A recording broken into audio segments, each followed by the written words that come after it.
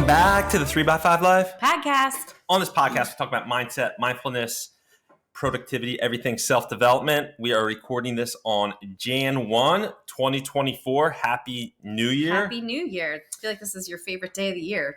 You know what? In a few days, it's going to be my favorite holiday. 1-4-2-4, January 4th, 24. Anybody remember that podcast? 14 minutes and 24 seconds equals 1% of your day. If you want to improve 1% of your day, do something for 14 minutes and 24 seconds. Like how I weave that in there. Love that. Check out that episode. So what are we talking about today, Jessie? So as we were going into the new year, Bryan and I have had multiple conversations. Like I said, this is Bryan's favorite time of year. He is a planner, an organizer, a goal setter. It's like in his DNA. But I've been talking a lot about making sure that we live by design and not by default in a lot of the different areas. And with this podcast and using the word design, I think it gives that terminology of like, we are in control, like we are the hero in our own journey. And if we don't design opportunity for ourselves, no one's going to do that for us. And specifically, if you can design, let's say your year 2024 with a person or a partner or somebody that you're almost accountable for, but also connected to in a way that you're synthesizing calendars and kind of coming together to create something. The year. Yeah, the year. Exactly. And we were talking about this because I don't know if you guys feel the way that we do, but the years are flying by and I feel like every year it goes a little bit faster. And if you're looking back at 2023 and you're like, where did the time go? And I had all these ideas and things that I wanted to accomplish, and maybe I didn't do all that I set out to do. A lot of times we are in default mode where we are just not like zombie going through our days, but you're like in the grind and you just, you look back and you're like, holy crap, like where did that go? So maybe switching gears and thinking about that word design, I think it has a little bit of like creative playfulness to it. And hopefully this will resonate. Especially for people that have this visceral reaction against goal setting or the word goals, or just, you always set out goals and they don't get accomplished. Well, maybe the word or the phrasing of designing your year just resonates with you better. And this is super fun for me because, it's no secret that I am not as great at the goal setting piece as Bryan is, but I love doing this, designing our year with him. I think we've talked before about the big ass calendar, Jesse Itzler's calendar, where we literally last year laid out a calendar on the ground. It's ginormous. And then we would look at it. And for each month, it has every 30 days, 31 days for each month. And we would put like our big rocks, things that we really wanted to do. And the things that I was most excited about were like the playful ones. Like, what trips are we going to? Bryan did like an awesome trip with his college friends. I was able to do a trip with my tennis girlfriends. Like that I don't know that would have happened if we weren't talking about how important that type of connection and relationship were, and how we've been not neglecting some of those friendships, but when life gets busy, the first thing that goes sometimes are those people that are always going to be there. And so it was just kind of cool to put that on the calendar. And we were really intentional last year of sitting down in January and saying, what are the, like Jessie said, the big trips that we want to take as a family and as individuals, and let's put those on the calendar now so that we know, and that we're not, by default, then it's all of a sudden April and be like, hey, I want to go somewhere with my buddies in 2 weeks. Well, in 2 weeks, it doesn't work because we got X, Y, and Z. Yeah.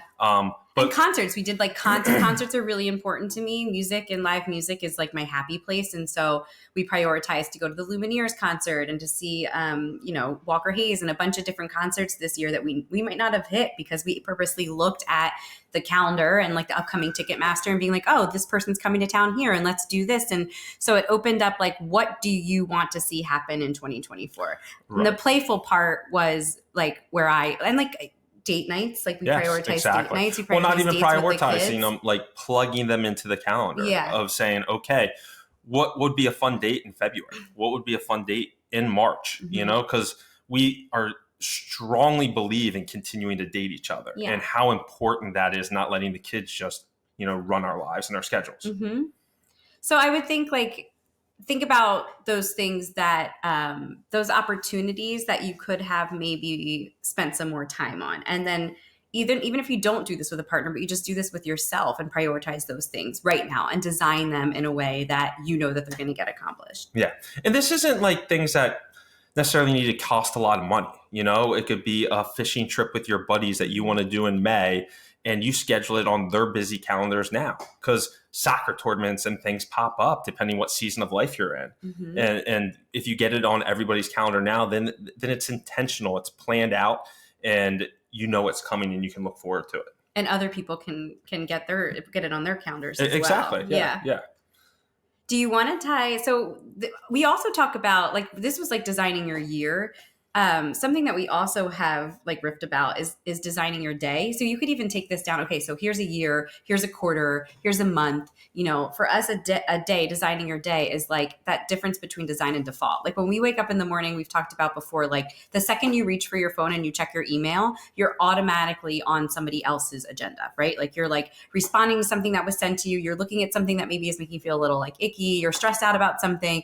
And so those PM and AM, PM bookends, we'd call them, if you've listened to the podcast before, are really the only time in your day where you can actually design, and having control of those pieces will set the tone for your day. The night before sets the tone for the morning. And I just think it's another example of the power of you owning like your existence and your experience. And the thing that you should do there, or I suggest doing there, is doing the exercise of actually writing out what your perfect day would be. Is that waking up and meditating, or going for a walk, or walking your dog, or whatever your routine looks like? What does a perfect day look like?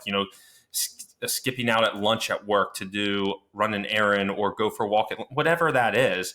And then you're not going to hit that every day. No. But knowing what a perfect day looks like, or what an ideal day looks like, you're going to have way more of those ideal days, because now it's top of mind of, this is what I know, if I'm doing all these things in a day, I'm going to just be happier. Right. In that given day. And this doesn't, like Bryce, it doesn't have to be something huge. It could be when you're drinking your cup of coffee to take like 3 deep breaths and just like enjoy the process of like holding the warm mug, and just like the mindfulness of that practice could just be enough, right? Yeah. But like that designing time for you, that sacred space where no one else is like hijacking your time, energy, or thoughts, is like the most important thing you can do to set your day up for success. Yeah. And it's playing with it too. Like I've recently started making my coffee and going outside and grounding, like standing barefoot outside in the grass. I am all for this in the months into the sun. June through August. I'm like, outside of that, I'm watching through the window. It's not bad. So, I mean, but it's playing with those little things, and then you're like, wow, that actually felt good. I enjoyed that. I should try to do that on the regular. And I'm not going to do it every day, but knowing that that's something I would like to do in my ideal, quote unquote, perfect day, has an impact. He had our son Nash out there this morning in his little boxer briefs, wrapped in a blanket, grounding on the ground and exposing his eyes to sunlight. So there's that. Yes.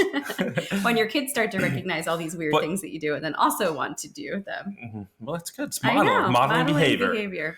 But a lot of this came from Jessie and I from a few podcasts ago when we talked about going on our couples retreat and creating our 3-year vision.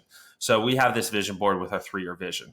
Now we look at that in the beginning of this year, or, end of last year, we looked at that and said, okay, what can we do in 2024 that can get us closer to this 3-year vision?